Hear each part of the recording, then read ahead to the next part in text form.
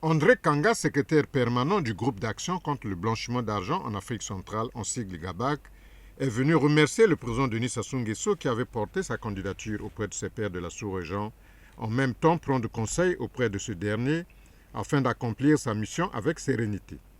En substance, le chef de l'État et son interlocuteur ont évoqué les questions de blanchiment d'argent et du financement du terrorisme dans la sous-région. On a abordé les questions sensibles du blanchiment d'argent dans la sous-région et le financement du terrorisme.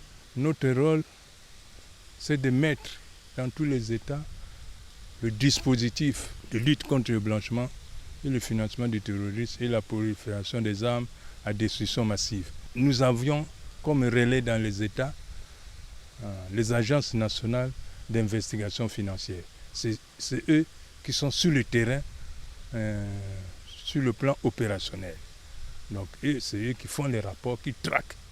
Mais nous coordonnons l'action au niveau de 7 pays, y compris donc les 6 pays de la CEMAC, plus la RDC qui est membre associé. Et nous évaluons aussi les pays.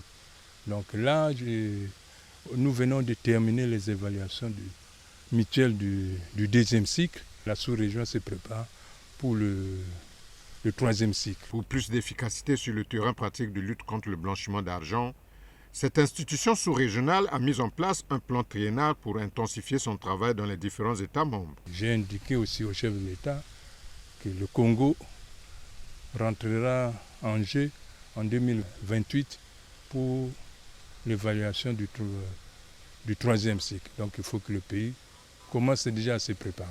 Les États font beaucoup d'efforts. C'est eux qui contribuent à notre budget pour le fonctionnement. Et ce que nous voulons maintenant, c'est encore mettre l'accent pour que les résultats soient visibles, palpables au niveau de tous les États. C'est pour ça que nous avons mis en place un plan de priorité stratégique qui va de 2025 à 2027. Quand vous voulez transformer la société, mais vous devez former. La transformation de la société passe d'abord par les hommes.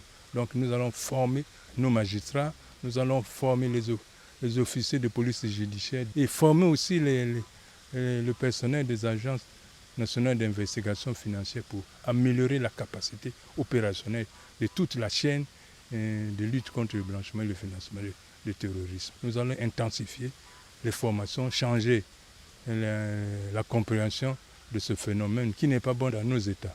D'une nationalité congolaise, André Kanga occupe le poste de secrétaire permanent du groupe d'action contre le blanchiment d'argent en Afrique centrale depuis le 20 avril 2023.